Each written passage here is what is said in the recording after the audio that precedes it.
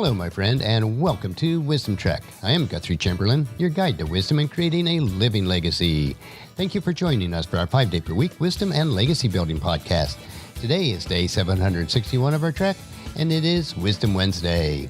As we continue this Wednesday to explore our trek interpreting life through a biblical worldview, as a Christ follower, it is important to view all situations and events in life through the lens of the Bible. That is a view of the world that is aligned with what the Bible teaches. We are exploring current issues that impact our world and society, and then comparing them through the lenses of the Bible instead of the lens of our society, culture, modern media, or even social media. I do not desire to tell you what to think, but to teach you how to think so that you'll be able to filter current issues and events through a biblical worldview. I may explore opposing views and challenge you to think. You may not always agree with my view, and that is okay. I am open to any comments that you might have on the subjects that we explore. We are broadcasting from our studios at the Big House in Marietta, Ohio.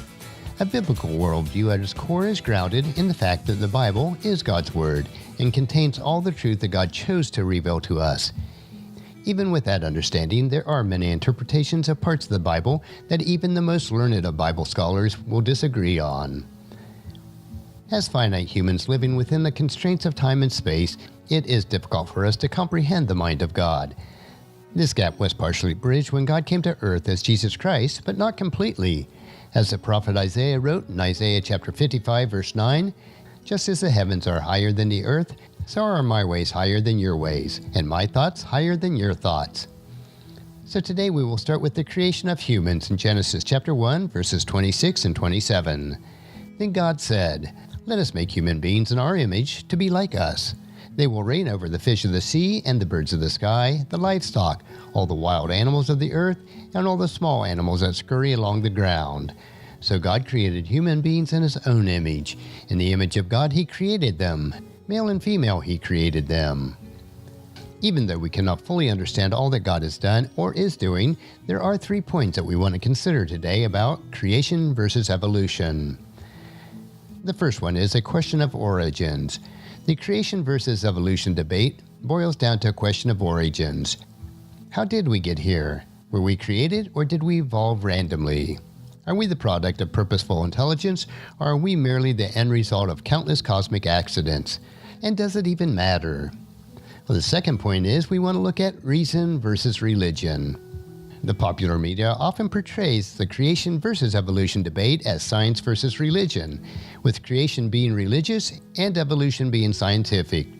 Unfortunately, if you don't agree with this label, you too are labeled. Regardless of whether you are a creationist or an evolutionist, if you disagree with this stereotype, you are condemned and exposed as a religious fanatic who is secretly trying to pass religion off as science, or, even worse, trying to disprove science in order to redeem a ridiculous, unscientific religious worldview. The fact really is that neither model of origins has been established beyond a reasonable doubt. Otherwise, the theory of evolution wouldn't be called the theory of evolution. Whether we like to admit it or not, for those who subscribe to the theory of evolution, they do so by faith. It is also by faith that we interpret creation through a biblical worldview. While the recognition of intelligent design in biology may have theological implications, it really is not based on a religious premise. It is actually based upon empirical observation and logic. And the third point we want to look at today is creation versus evolution. Does it really matter? Why do we squabble over creation versus evolution? Does it really matter what we believe about where we came from? And my answer is absolutely. Our views on morality, justice, purpose, self-worth, humanity, obligation, and destinations are closely tied to our biblical worldview of human origins. For example, without affirming or denying the veracity of the evolution theory, let's take a moment to consider what the theory of evolution teaches us about the human origins and what impact this teaching has had upon human behavioral patterns. Evolution teaches that species evolved and eventually reached ideal population levels. As species advanced, superior species eliminated inferior species, which has been referred to as survival of the fittest. Weak and inferior members of the species should be eliminated for the preservation of superior bloodlines and for the conservation of essential resources. When you look through the worldview of evolution, nature doesn't desire the mating of weaker with stronger individuals, even less does she desire the blending of a higher with a lower race, since if she did, her whole work of higher breeding over perhaps hundreds of thousands of years might be ruined with one blow. Thus, from the war of nature, from famine and death, the most exalted object that we are capable of conceiving, namely the production of higher animals, directly follows. By following the evolution logic, since humans are merely a species of animals, we have no intrinsic value and therefore by no means exempt from the war of nature. Because of this logic, we have Adolf Hitler asking the rhetorical question, should I not have the right to eliminate millions of the inferior race that multiplies like vermin? Hitler, of course, is remembered for murdering over 6 million individual human beings, all of which were deemed to be inferior members of the species. Was Hitler wrong? Did he misinterpret or misrepresent the theory he claimed to cherish so much? In his view, apparently not. The renowned British evolution anthropologist Sir Arthur Keith, who was knighted in 1921, came to Hitler's defense, and he said, Hitler is an uncompromising evolutionist, and we must seek for an evolutionary explanation if we are to understand his actions. Then Keith reassured us, the German leader, as I have constantly maintained, is an evolutionist. He has consciously sought to make the practice of Germany conform to his theory of evolution. Let's look at another example in Joseph Stalin. He was another ardent evolutionist, and his zeal even surpassed Hitler's. He was known for murdering at least 10 times as many inferiors. The estimated range of deaths were 60 million to 100 million people. Was Stalin wrong? More recently, what about the Khmer Rouge regime, which is estimated to kill between 1.5 and 3 million Cambodians? Were these exterminations of population subsets wrong? Well, not if you subscribe to an evolutionary worldview. In fact, to the philosophically consistent, uncompromised evolutionists, Hitler and Stalin ought to be considered role models. So we see in these examples how worldview can impact human behavior. Here, we see murder, a most disapproved human behavior, not only condoned, but encouraged. So does it matter what we believe about where we came from? And the answer once again is absolutely. However, even more important than what we believe to be true is what is actually true according to God's Word. Here's another thought. Someone might not believe in gravity, for example. Nevertheless, if that person stepped off a tall building, that person would splat on the ground below, regardless of what they believed.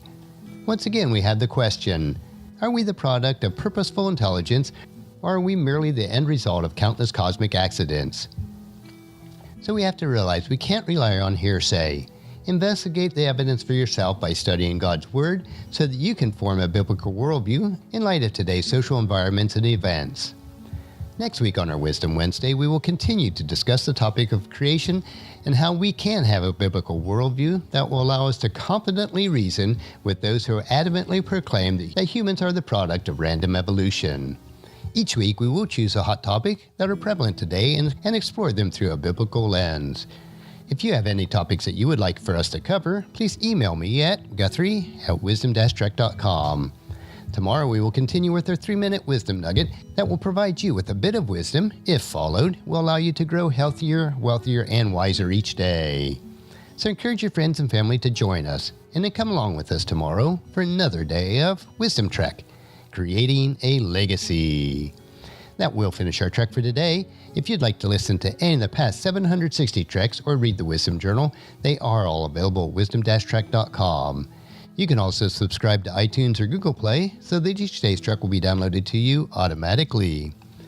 And thank you so much for allowing me to be your guide, your mentor, but most importantly, I am your friend as I serve you through the Wisdom Trek podcast and journal.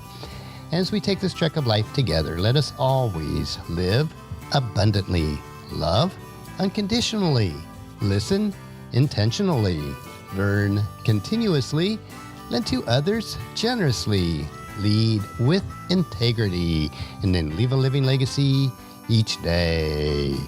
I am Guthrie Chamberlain, reminding you to keep moving forward, enjoy your journey, and then create a great day every day. See you tomorrow.